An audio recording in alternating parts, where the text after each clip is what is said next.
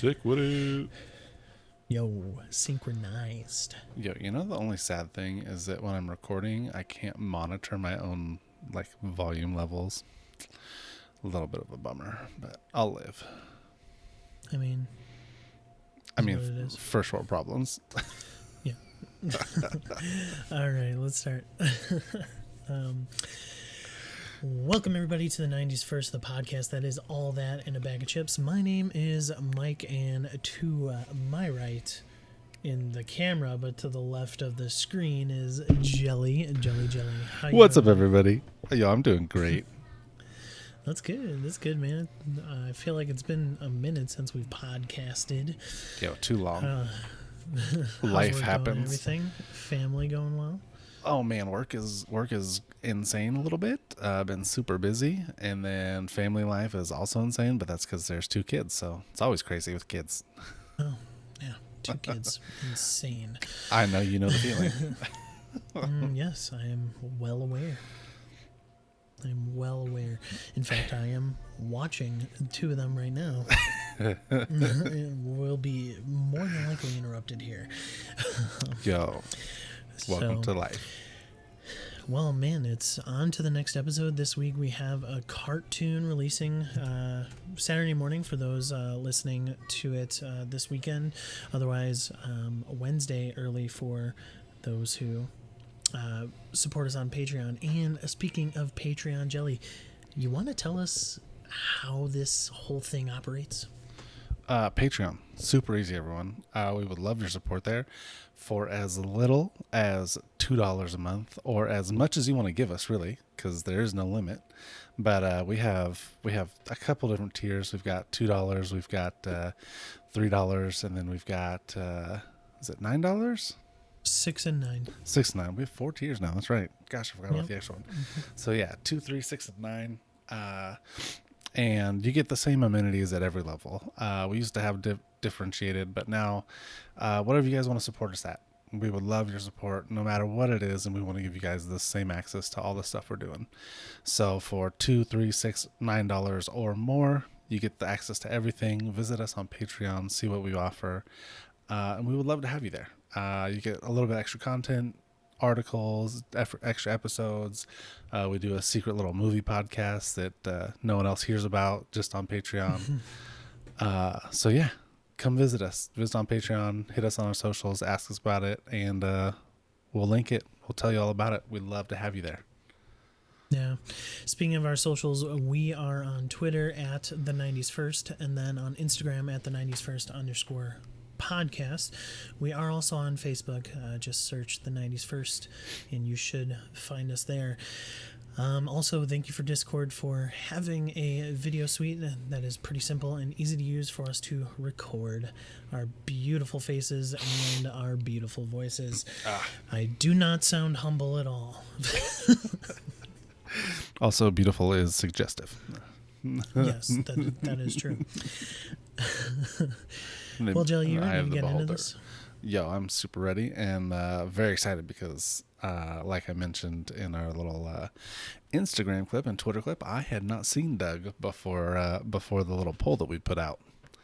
Yeah, so this is something new that we're going to be doing on a weekly basis. We're going to put out a poll. It's going to be Joe's pick, basically, versus my pick, and then you guys, the listeners, or just the people who follow us on our social medias, you guys get to choose what episode, what TV show we cover. And so, Joe, you put up Wild Thornberries, and it got demolished. you got dumped on, bro. You got dunked on. You were in the middle of the paint. You just got straight up LeBron James down. You were just Bro, yeah, I was trying to think of the reference, but I was Ben Stiller in that movie where the sweat just runs down his face after the guy jumps. Oh gosh, it was bad. It was bad. I think I was the only person that voted for Wild Thornberries. That's how bad it was. I think Rank Tank did. I think Nick Rankin did. So. Oh, nice. Hey, I'm not alone. Yeah. Not alone. But yes, as Joe already said, we will be covering Doug this week, and Jelly, you had never seen Doug before. This and, was introduction for me. Right, and so and I totally get it. You didn't grow up having Nickelodeon, so Dude, just you just didn't have it. I'm gonna have the opportunity doing this podcast to watch a lot of cartoons that I missed out on, and I am so excited. Couldn't be happier that this one won. Also, because I'm on episode 4 now, having started the series, and it's been super good so far. Yeah. I mean, Doug, I grew up watching Doug. And honestly, Doug was one of those shows that I grew up watching reruns, basically. Mm-hmm. So why don't we transition this into nostalgia lane? For me, I actually grew up not really liking Doug. When Doug was on, I switched. I switched channels sometimes to find something that I was kind of more interested in, more involved in. Yeah. And and like, I don't blame myself because, like, if you watch Doug, it has a lot of those like kind of like older kid themes, to be honest. Yeah. I noticed that. So like, it wasn't like the Rugrats, or it wasn't like Dexter's Laboratory or like stuff like that where sorry, what PBS show does this equating to? Yep, those are the ones I watched. I had X-Men and things like that, whatever was on Fox and WB. Saturday morning. Yeah. I had the standard Saturday mornings. I didn't have any of the extra ones. No midweek cartoons. Right. But yeah, so I didn't necessarily grow up liking Doug, and it was honestly when I got into middle school and when I got into high school, kind of rewatching some of them on reruns. It was then when I started kind of truly appreciating this as a cartoon / comedy. Because let's be honest, you watch the first episode, this show's funny. Oh, it's funny and it's real. Like the thing that I have a whole list of notes here just for I'll show them off for the patrons. Like I take notes when I watch. Keeps me kind of. I don't. It keeps me on topic as we go through, and then it gives me points to hit on when we're doing our podcast. This is why I just steer the conversation with our podcasts. Oh, thank you. Okay, go on back in with Bubba. And that's my daughter, everyone.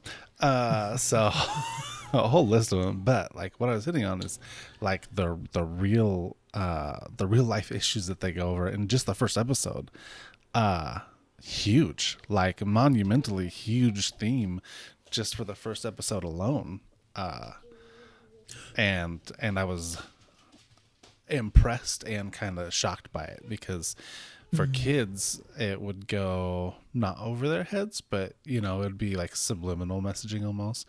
But as an older person now, like the theme for the first episode, just gonna touch on real quick, is change happens. And that was huge. And for like a kid, that would be huge to see it implemented in a way that is completely relatable for someone going to middle school or in elementary school. So that was awesome. So like, Jelly, since you really don't have any nostalgia for the show because you didn't grow up watching, sorry everyone. What? No, it's okay. After the first couple episodes of the show that you've watched, because you've watched the first 3, right? Yeah. Where does this like stack up on just like how important do you think Doug is to watch? Do you think it's up there as far as cartoons? Yeah, I mean, I would put it as the cartoon equivalent of Boy Meets World. As far as life lesson, I mean, and that's what I've seen so far. I'm assuming that it gets a little bit more in depth as it goes, but in 3 episodes, they've touched on things. I mean, they include things. I'll run through them in a minute, all the things that I noticed. But like, they include themes in the show in the first episode alone that touch on like a huge, like super wide variety of topics. Saved in my notes, bro, for Doug. We're good. Thanks, dude. Wait. 10 minutes. Okay. So yeah, Jelly. So you think like that's a pretty bold statement to say that this is like the Boy Meets World of cartoons. I mean, yeah, that's what I've noticed so far. It's an equivalent as far as the nature and like the topics that they're touching on. I mean, in Boy Meets World, I said it like the first episode. They talk about the value of love and relationships, and friends, and the value of hard work and things like that. And those are huge life. I mean, those are life impacting issues that everyone across the age spectrum is going to experience. And so far in just the pilot episode, I'm not even talking about 2 and 3. In simply the pilot episode of Doug, I noticed and noted many things that would be along the same lines. I mean, as far as the people involved and the different things I saw. I mean, we'll talk about it in just a minute, but like, yeah, huge. I would encourage, and my son's been enjoying it. That's who I've been watching with, my 7-year-old, and he's been having a blast watching it. So yeah, the Boy Meets World of cartoons, at least so far. That's certainly high praise, and I think it's not necessarily off base. I mean, a lot of these characters are very likable. They're very relatable. I mean, as you said, the very first episode is Doug is a new kid moving into a new town. How many people have done that? Like, oh yeah, how many kids, how many teenagers have had to experience that change of school, stuff like that? And that can even relate to somebody going from elementary to middle, or middle school to high school. It's just a completely brand new ball game, and that's like the first life thing that you encounter in the very first episode. And so let's go ahead and move on into the first episode. Let's dive into the All That Chat. Yo, I'm ready. Jelly, you ready? Doug, Jelly, I cannot even start this podcast without saying this is one of the best theme songs in cartoon history. It's very catchy. For me, it is so stinking catchy, but it's also a great tune. Yeah, I mean, it's good. It's good. I think it's good in the fact that it's so catchy. It gets stuck in. It's still in my head. It's been stuck in my head. Oh, dude, I'm singing for it days right now. I'm singing it right now in my head, dude. In fact, Justin sent us a voice message. The audio clip, yes. The song. That's what put it in my head, and I was like, dang it. It's not going to get out for hours. But so, yeah. How good is that theme song? How good is that theme song? I mean, for a song that literally has like no words, just noises and whistles, yeah. I mean, right? It's fantastic. It's so good. It's literally just noises and whistles, the whole thing. Right? Yeah. So let's see here. Who did the song? Let's see. That is a great question. I do not have the answer. Fred Newman created the song. All right. Fred Newman. Isn't that the guy who did the voice of Skeeter? Wasn't that Fred Newman? May have been. Let's see. I feel like that's right. Yeah, he was in Doug as Skeeter Valentine. He was also Porkchop and Mr. Dink and some other characters. Man. So, yeah, it looks running like the gambit, Mr. Newman was. Yeah, looks like he also helped create the theme song. And, yeah, all right.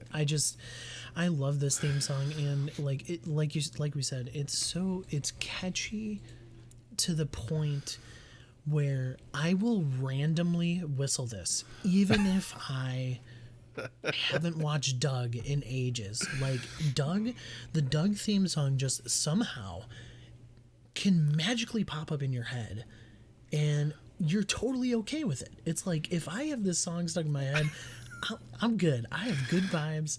I'm living life. I just love this song. I'm not there yet. For me, it's like the double mint gum from that Emotions movie. Double mint gum is tons of fun.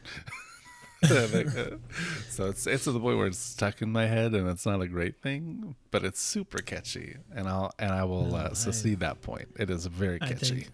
I love the theme song. So, moving on from that, what do we got? So the first scene, Doug is writing in his journal, and let's comment on that really quick. You'll see when you watch Doug the whole series, he writes in his journal every single day, and how taboo is that for a young boy doing that? Like, I feel like you don't see it. I don't think it's super common. I think our culture has put the taboo on that. Not that it's a taboo thing, but that our culture has definitely, put a taboo on the whole boys and feelings. Boys having feelings, showing emotions, sharing emotions.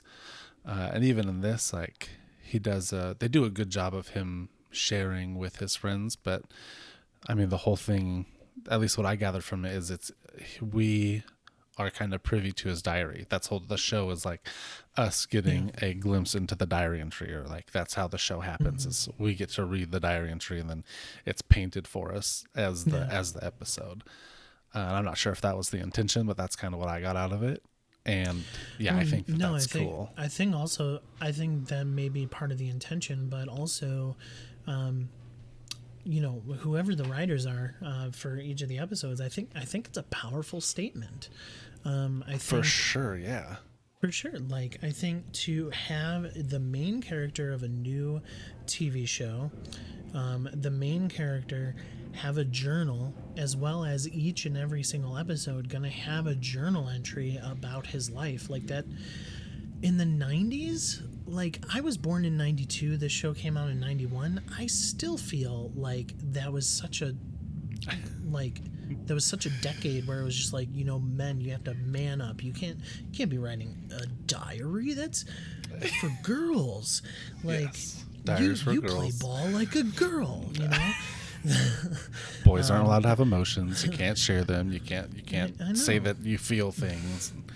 And I think that's obviously wrong, but I mean, I think it's cool for them to have broken through that stereotype and been like, you know what? Here it is. Like, he's gonna feel things. He's gonna have emotions. He's gonna share them to us through this diary, through this journal. They don't call it a diary. I think that's, they're the same thing for me. Yeah, whatever. So, journal is a journal, but. Yeah, no, I think that's awesome. I think it's so cool. I think that's really probably one of the, and to be honest, looking back on why I didn't like Doug kind of growing up is because that was kind of part of it, is because like some of the episodes were just kind of solely based on this like diary, this journal that he was doing, and so like some of those episodes I just didn't care for, and that's certainly something that is flat out ignorance and arrogance. Until you're older and realize the impact that a journal can have. And I think it's so amazing that you have this new show come out in the 90s where a kid is a boy and he's writing in a journal each and every episode, and it's on Nickelodeon. It's kind of in the spotlight. Oh, super prevalent. Yeah, and that's what makes that so good, in my opinion. Agree. Can't argue with it. I gotta stop saying "in my opinion." IMO. I'm spewing my opinion. I don't need to say "in my opinion." Yes. Does that make sense? All right, cool. Are you saying this is all of our opinion? The whole thing? Wait. What? So you kind of meet some of the characters from that first scene. You meet the dad, you meet the mom, you meet his sister. Let's comment on his sister, like Judy, the artiste. The artiste, the drama, person, the theater, the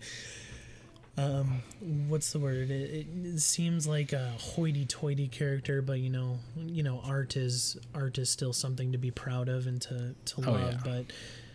But She's hoity-toity. Come on now. she I mean, she sees a cow and she's like, "What is that? What does that smell?" Yes, Judy the sister. She is fun. I haven't had too much interaction, obviously, not watching the whole series, but she was an interesting character in the show. Not a big part of the first episode, which was thankfully a good thing in my opinion. Yeah, I think they take the better characters and spotlight them in this first episode. Yes, agreed. Speaking of spotlight, how about that first scene, basically, where Doug meets Mr. Dink? Oh, Dink, yo! So I've been thinking about that, and I haven't seen the whole series, but I'm assuming that the Dinks, because everything in the show so far, each name was picked for a specific meaning, and I think they did that on purpose. I have to assume that all of that was done on purpose. And Dink, as far as I'm concerned, is an economic term. It stands for double income, no kids. Dinks. So the Dinks in the show appear to be double income, no kids. The people who have a little bit of extra money can splurge on inventions and weird things. You are blowing my mind right now, Johnny. What? So, I mean, that's just one of the names that I noticed. There are more, and I have noted them in my notes. The names, like the barber's name. Did you catch it? No. His name is Sweeney. The barber's Sweeney, as in Sweeney Todd. No way, bro. I'm upset that I don't catch these things like you do. Maybe I should start taking notes. Yo, the Beats is the Beatles. Yeah, I got that one. But they broke up in acrimony. Acrimony means bitterness and ill feelings. Ill feelings. Oh my goodness. Which is why the Beatles eventually split up. Was bitterness and ill feelings. Oh no. Exactly. So it's like, goodness, this is everything in there has been like Smash Adams, James Bond. This is absolutely hilarious. Like, oh my goodness. I cannot believe it. Yeah, these are things that I noticed. So, they're just the Dinks. The Dinks we meet. That whole opening scene is a character introduction. We meet the family. We meet Doug and his dog Porkchop. We get an introduction to the town of Bluffington. We get to see the middle school with no name, which is a plot point for the show. We get to see Patty Mayonnaise is one of the first people introduced. Patty Mayonnaise and her disabled dad, who's in a wheelchair. Progressive for a cartoon. How cool is that? To be showing that and be like, oh, normalizing disabilities, because guess what? They're real and people are born with them. Like, hello, part of life. Nothing to look down on someone for, because hey, I was born that way. Thought that was cool. Roger Klotz, the bully tough guy. He's the next one we meet. With the like slick hair, the nice shoes, the leather jacket. The typical bad boy from the trailer park. It's like, it's a stereotype. All of them are stereotypes. So Skeeter Valentine is the next one that we meet, his best friend. Then we move on to BB Bluff, the heiress, my daddy's super wealthy and I live in this big thing and I am who I am. Jumbo Street is where he lives. Then we're introduced to the Dinks, Mr. Dink and his wife. We get to meet the barber, Mr. Sweeney, who I've obviously said Sweeney Todd. Connie Binge is the other one who went to Camp Makeover, where she grew up and looked different, which is hilarious. But yeah, all of the characters that we get to meet, I think each one kind of holds that spot for a different reason. and showcases a different aspect of the type of people that we'll meet in life. From the down and outs, life has been hard trailer park, to the I've always been rich and born this way, to the normal person, the Connie Binges or the Skeeters. And I think they did a really good job of including a very diverse cast, so to speak, of people. And then I thought it was amazing that they didn't choose to do, and I think this speaks huge for the series as a whole, they don't have race. Like, you have blue people and green people and white people and brown people and yellow, and they're just like literally colors of the rainbow. And I think that's huge and super cool to see in a show where they're breaking down, barriers based on race, barriers based on sex. Because Patty Mayonnaise is the jock athlete, tough girl, but she's a girl, but she's holding all of those values that a typical guy would have. And Doug is the feelings and the emotions and the the typical things that they're always associated with the feminine side of things. And it's like, no, like, these don't have to be specific to one gender or one thing. And then, like, I love that, and that's why this is why I compared it to Boy Meets World, because I think it hits on all of these like pretty huge topics, but in a way that's really subtle, that if you're not, if you're a kid watching this, you don't see any of it. But as an adult, like, I picked those things out immediately. Like, those are the things that stuck out the most to me watching it. Like, and I noted each of them. Patty Mayonnaise has a disabled dad. He's in a wheelchair, but he's still doing life normally. Roger Klotz is the bully tough kid from the trailer park. Skeeter Valentine is his best friend, but he's totally different. BB Bluff is an heiress from a thing, but she's still, she's not better than anyone else. She's still hanging out with the same people, even though her attitude is the I'm better than everyone else attitude. To his mom working on the car while the dad's handing her the tools was another huge thing that stood out. It's like, it doesn't have to just be the dad working on the car. Like, a barrier broken down that kids don't realize, and that's, I think, huge and instrumental and super awesome. So the Boy Meets World of cartoons. And it starts, and once again, it starts off right from the start. From the very beginning of the episode, It's throughout that whole episode, like you said, it's kind of breaking down barriers, speaking to what is normal, and smashing normal, what is normal, smashing normal, and highlighting the abnormal, and truly bringing that out. I could not think of a better summary than what you just said, but let's try to move on here. So the plot of this first episode, the first episode here is called Bag a Nematode. Is it? I thought it was called My Last Birthday. Yep. Nope. Doug bags a nematode. Did we watch different ones? Did we? I watched the one that I watched was called Doug's Last Birthday. It was on Disney Plus. Maybe they didn't have the first one. Wait, Doug is on Disney Plus?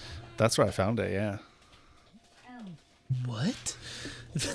So maybe I didn't watch the first episode. The whole season is on Hulu. Oh, is it? Yeah. Well, shoot, dang. Did you watch the nematode one at all?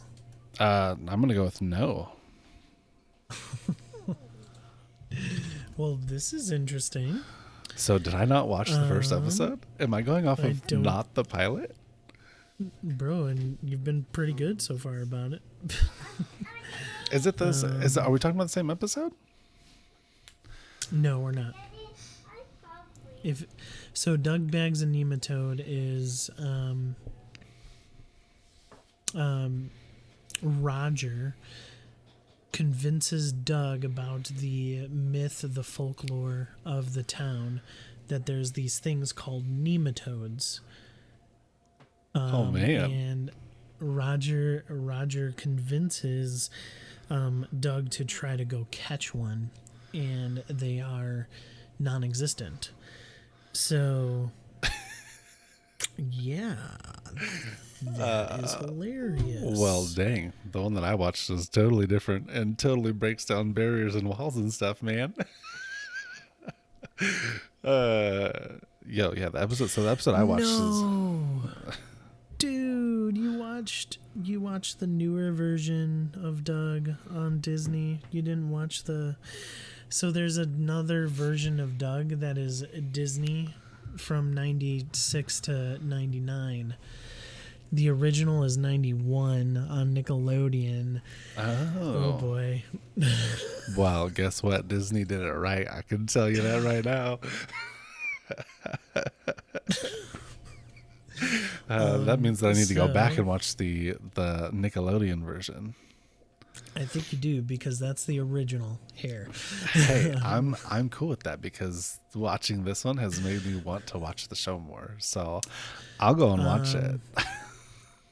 So, I mean, still funny enough that at least the themes seem to fit, even though you watched a completely different episode. So, those who are listening, go on Hulu and watch the original Nickelodeon version, 91, Doug Bags a Nematode, and then the Doug's birthday, right, you said? Doug's last birthday, yeah, my last birthday. Doug's last birthday is on Disney Plus for the Disney version of Doug, starting in 96, so you can watch that. Regardless, let's push through. We will try not to have that mix up next episode. Yo, so wait, the theme of the one that I watched, the theme of the episode was change. Yeah. What was the theme of your episode? We're just gonna do a different kind of episode here now. It's Disney v Nickelodeon to see what happens. Here's the thing. That's why I said that what we have been touching on is crazy to think that most of it matches, actually, because the first episode of the original series is literally the first scene is them driving, following a moving truck to their new house in the new town. Oh, and change.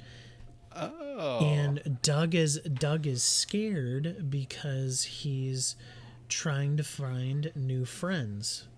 He's trying to he doesn't know if he's going to make friends.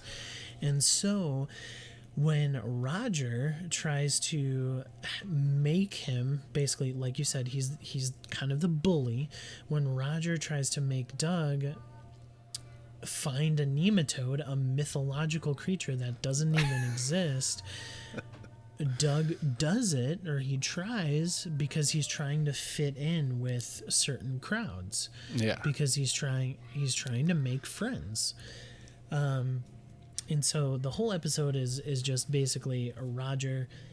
He's at the restaurant, he's at the burger place, and which was funny because Honkers, which was funny because Doug goes to get some burgers for his family, and he goes up to the counter and he's like, can I get 4 burgers, one with pickles, one without pickles, and one with everything else on it, and then the other with just cheese or whatever. And the lady at the counter is like, I don't know what you're talking about. And so this is how Skeeter is met. Skeeter goes up to the counter and he's like, Doug, he's like, hey, you need some help there? And Doug's like, yeah. And so Skeeter goes up to the counter and he's like, all right, this guy will have a wet burger, a blah, blah, blah, and he says the correct language or the correct lingo. Gotcha. Orders it properly. Orders it properly based on this restaurant.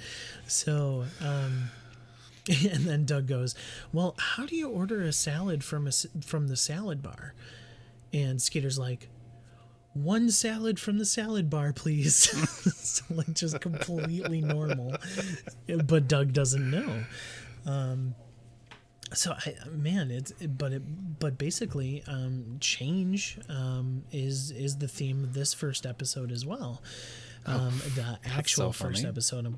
calling the me out, John. actual first episode. Bro, it said episode 1, season 1. Yeah, of Disney's Doug. It's different. It seems to be pretty similar. So mine takes place, I'm assuming, a year later. Maybe not quite that. There's people knocking on my door. That's interesting. Yes. So the first episode for me takes place after they've moved to the new town, and his mom and dad say, so my last birthday. The whole point of it is that he doesn't want to change anymore. He doesn't want things to change. So he says, I'm not having a birthday anymore. Because if I don't have a birthday, then I'll get older. And if I don't get older, nothing changes. You know, kid logic. So Yeah. apparently he's done this since he was 2. But the thing that stood out to me at the end of the episode was the mom's talking to him and saying, don't you remember when we moved here and you were afraid that you weren't going to find any friends and that you wouldn't fit in? And apparently what she's talking about is the original Doug series. Yeah. So she great. totally hits on them coming to Bluffington and being the new family and going to the new school and experiencing everything, and that's what she's touching That's on. hilarious. And so change, it's so funny that change happens to be the theme of both the original first episode and the Disney's first episode version. And that they're talking about the same things, being the new kid again, being the new kid at the new school. The new school is being built. Friends not going to be at the same new school anymore. They're going to a middle school now, and at the middle school, what if I'm not in the same class as them? What if so and so doesn't go to school with me anymore? And it's changed. It's all changed again. And I think that's so cool how they did that, especially for the first, the pilots of both of the same series. That change was the topic or the theme of the episode. I love that. I love that they did that. That's actually hilarious. And and I'm assuming that they hit on this in the first episode of the Disney version. That the moral of the story, the end of the story, is that change is okay. You're going to find friends. You're going to create relationships. You're going to start understanding the new town. You're gonna start, you're gonna start falling in love. You're gonna start Patty mayonnaise. I mean, Patty mayonnaise. Yeah. So it's, this first episode alone, and same goes to your episode, I guess. It truly hits on some wonderful themes and delivers to teach the young crowd that it's okay to grow up. Yeah, it's okay. It's okay for change to happen and for you to go with it. Exactly, and sometimes change is actually good. And you see totally. throughout the series, because I remember watching episodes all the time, and I never watched it from episode 1 to the end, but you see a blossoming relationship between Skeeter and Doug as just best friends, and just them not them always having each other's back, them always being there for each other, and that's one of the things that I love about this show, is that you have, and to take your comparison, you have a Corey and Sean. Yep. In the show. I was just thinking that. you have a Corey and Sean, and you have the Topanga and Patty mayonnaise, and you have a good group of people, a great group of characters that create a fantastic and well designed, well written show. And I think Doug is honestly a must watch for most people. Oh yeah. Yeah, I would encourage it. Yeah, definitely. The Nickelodeon version, not the Disney version. Ouch, bro. Ouch. Yeah. Yo, in the Disney version, Doug says, change is like the ocean. You can't control it, but you can enjoy the ride. And then he surfs a surfboard. So, I mean, I just Disney, yeah. What? I mean, whatever. So, anything else to say on Doug? I mean, I don't think we can go super further because we didn't watch the same exact episode. But I mean, I got all sorts of stuff that I picked out. Yeah. I just have so the theme that we just discussed it. The whole theme of the episode that I noticed was everything changes, change happens, and you have to accept it and go with it. The names things, some of the names, so Honkers Burgers turns into Shea Burgers in the Disney version. It's fancy, it's under new ownership, change again. So there's a lot of change, obviously, from the Nickelodeon to the Disney version. I'm sure they had to do that for a reason. Their meeting, the original meetup place is Hopping Whopping Wieners, a hot dog stand that's literally right next to a sewage place, a skunk farm, and like all these other smelly things. They talk about so Skeeter and Doug are talking about the fond memories that they used to have from Nickelodeon's version. Now I know that that's what they're talking about. And Skeeter's explaining, Doug's like, I just wish it was the way that it was before. And then he remembers all of those things in that really good light of looking back and seeing only the good aspects of it and not all of the hard things. And Skeeter's all, well, that's not how it was. So you hated the magical mystery meat, and this person was mean all the time, and this happened and that happened. And Doug's like, you're supposed to just agree with me and be like, all right, dude, and do the thumbs up thing. and Doug's like, well, I'm leaving. And Doug turns around and walks away, and then Skeeter does the all right, dude, and does his typical like agreement thing.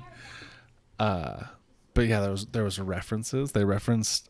So speaking of PBS, my shows, Arthur and Buster is referenced from the PBS show Arthur. That's hilarious. So the mom says something about your old friends. You'd be stuck back with Arthur and Buster, and they show these hilarious looking, like absolutely ridiculous characters of Arthur and Buster. Arthur the Aardvark and Buster the Bunny, but they're not. From the old town or from his old life or from something. And yeah, total PBS reference from Arthur, because that's the Arthur and Buster were the friends from that. And then in my episode, sorry, total side note, whenever I think of Arthur, I only think of like that fist meme. The Buster fist meme. Yes. No. Not that Arthur. No. And then it's the same Arthur. I know. The end of my episode ends with more change. A baby is coming. So mom's pregnant and they're having another baby, and so more change. The whole thing, everything's about change in that one, and it was just really good. Everything that I saw. Oh, there was a Peanuts reference too, because. When he goes to Mr. Sweeney to get his haircut, he's going through the different haircut options and just pushing buttons on a machine. and one of the options is the swirl thing right across the forehead that Charlie Brown has. And they do a little bit of the musical note right from that too. And I was like, that's hilarious. I got that one. Now I know why, like, some of the characters that you were talking about was like, I don't remember them being in this episode, but like I remember that character. So I was like, okay, cool. It's from a different episode apparently. Or a different series entirely. Well, cool, yeah. That's all I got, man. Doug is good. Okay. Disney version, Nick Doug version. Apparently doesn't matter. They're both good. Oh, it matters. Quick side note, did you watched a couple more episodes, did they mention Quail Boy yet? No, but I know what you're talking about. I've seen the things. He's got like the belt on his head or whatever. Yep. Okay. All right. Cool. So I remember that from when I was young, just seeing it. not actually watching the show, but like that being a thing that kids were talking about and me having no idea what they were talking about. So if you don't want to watch Doug, I mean, give one episode a chance or two episodes. Give the first one and then skip to an episode where Quail Boy is involved, because the Quail Boy episodes are some of the best. And Doug's alter diary ego, basically. Is he a superhero? Is it Doug as a superhero? Yeah, and Pork Chop is his sidekick. It's trusty sidekick Pork Chop. Completely forgot to share with you. I'm going to spoil it anyway. So Pork Chop ends up... You have headphones on. Pork Chop ends up rolling around in some mud, and he's just like completely covered in mud, and he pops out of this bush, and Roger and his gang of misfits like believe that he's a nematode, but Doug obviously knows that it's just Pork Chop. But he finds a nematode finally. Goes back to the restaurant, and he's Pork Chop is still covered, and Doug tells Skeeter the story, what happened, and Skeeter's like, whoa, I can't believe you found an actual nematode. And Doug's like, Skeeter, it's a dog. And he's like, nematodes are dogs? and then Doug's like, no, Skeeter, this is Pork Chop, my dog, remember? And he's like, I can make it bark. And makes Pork Chop bark, and Skeeter's like, whoa, that nematode sounds like a dog. It's just a crazy good episode, crazy good show. I'm glad that we were able to cover it. I'm glad that it won both versions. The poll. So why don't we wrap that up? Why don't we move on to what have you been up to, Jelly? Tell me, what's been going on, brother? Work and life. That's it right now. It's work, working. I'm on 410s right now. So my schedule changed. My schedule changed. My schedule. Did we just change British? Like, are we English? Yes. My schedule has changed. From 5/8 to 4/10s, so working a little bit longer days, but getting that extra day with the family, and that has been super nice. Wife has picked up a second job doing a little bit of nursing stuff just during these hard times to try and bring more income in, and that's an adjustment too, figuring out how to do how to make everything work. So it's been interesting to say the least, and also kind of a fun adventure just to see how we can make things work and how we are at adjusting to change to keep the theme. Yeah. Mm-hmm. You recently finished an audiobook. I recently finished Ready Player One, and it was so good. I can't wait for the next one to come out, which is slated for this year, I hear. Are you going to? It is. Pre-orders are up. Are you going to? Well, then I am about to pre-order it as soon as we're done here with this thing. Are you going to pre-order the audiobook or get the actual book? I'll probably get the actual book, just because you and I discussed I love audiobooks, but for me, breaking out of Will Wheaton narrating a book into me hearing the story was a little too difficult. So I think I'll probably go with It's interesting that you think that way, because I thought, obviously I know that it's Will Wheaton, but like I took that as like, oh man, this I love that Will Wheaton's reading Ready Player One, because he's bringing the story out to me. Like, yes. That's weird. And so rather than, your view of it was him reading the story to you. And for me, reading has always been a very immersive thing. I've always been an avid reader, a huge reader since I was in third grade. So up until third grade, I actually didn't read. I read like a very basic. A single word. You didn't even know how to read. No. So surprisingly, for everyone listening, I read at a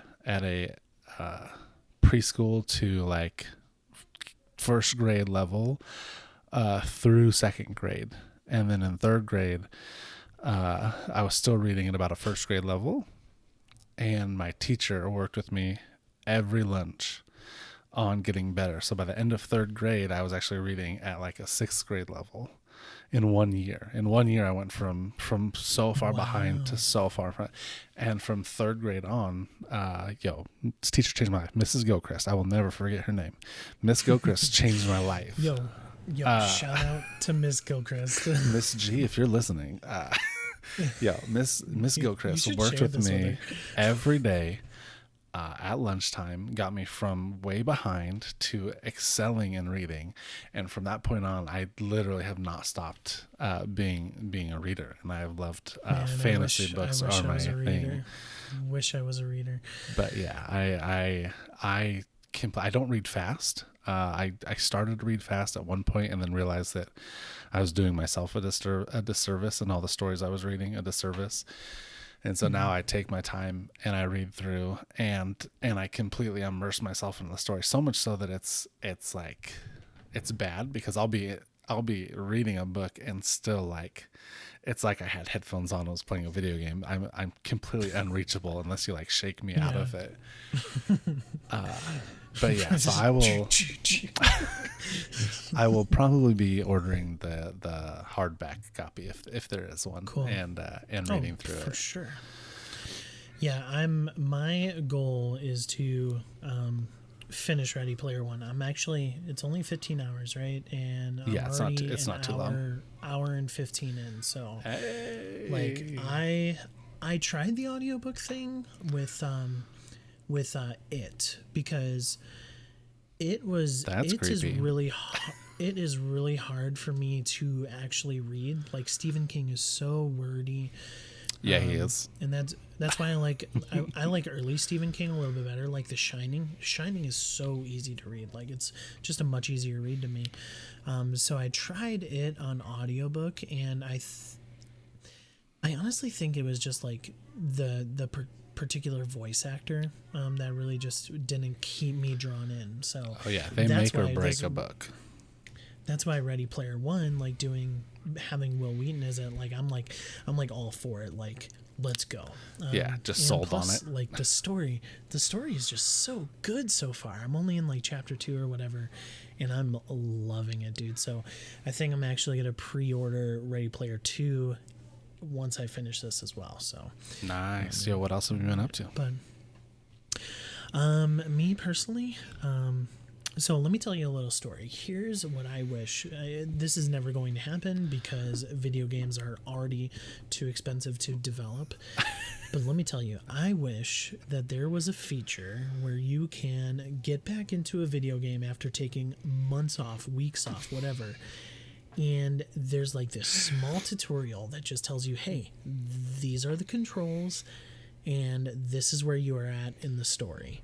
Because I took a lot of time off Control, and so I got back into Control past couple days, and it was so hard to get back into. I was like, what am I doing? Completely lost.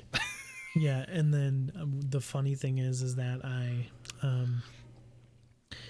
I went to the controls to search what the controls do, and I started getting the feel back. So and then I realized, where's my evade button? Where's my dodge button?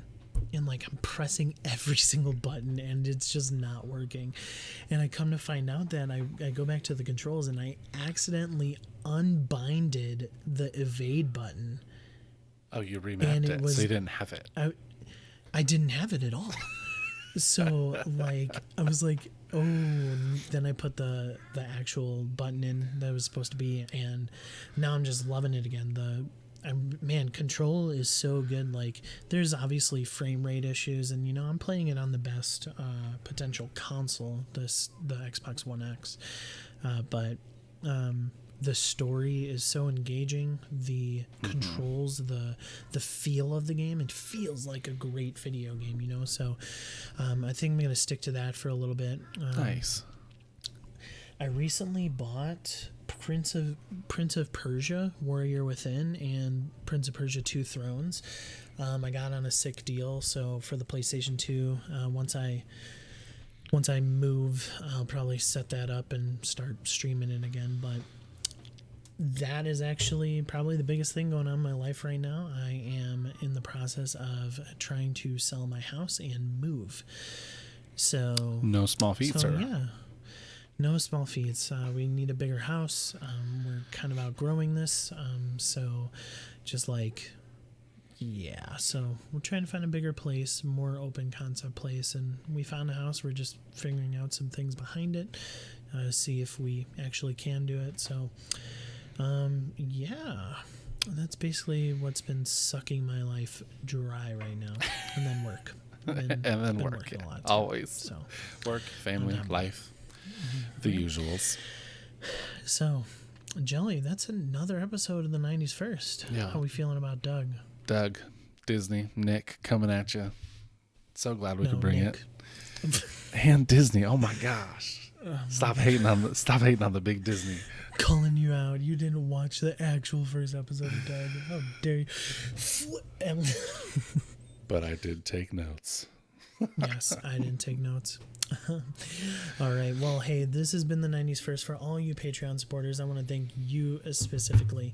Thank you so much for supporting us. And just as a reminder, you could go to Patreon and support us at any tier, any dollar amount, really, and you get access to everything. That includes our 90s at the Movies podcast, which we recently just did one on Independence Day, and then access to some articles, some Patreon exclusive articles. I haven't been able to write those a lot recently just because I've been extremely busy with house stuff, and I'm thinking of writing one on Doug, so please continue to check the Patreon.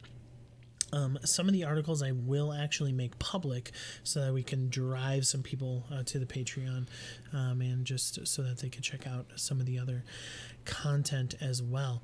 But also keep in mind, we will continue to do polls for each of the episodes. And we are going to plan on doing polls for the 90s First at the Movies as well, to hopefully drive some people to the Patreon as well with that podcast. So stay tuned for a poll. And don't forget to vote for Joe. Yeah. So patrons, you'll hear this early. The poll will probably actually already be live. The poll will be live probably by the end of us recording this today on Tuesday, to be honest, because we need to get the ball rolling on choosing what that is and actually taking time to watch the movie. So, Joe, do you got anything else? Have a great day, everyone. Thanks for listening. This is the 90s First. My name is Mike. That is Jelly. And we will catch you all later, Rugrats. Adios. Yes. All right. I gotta figure out how to open it, and then I will. Yeah.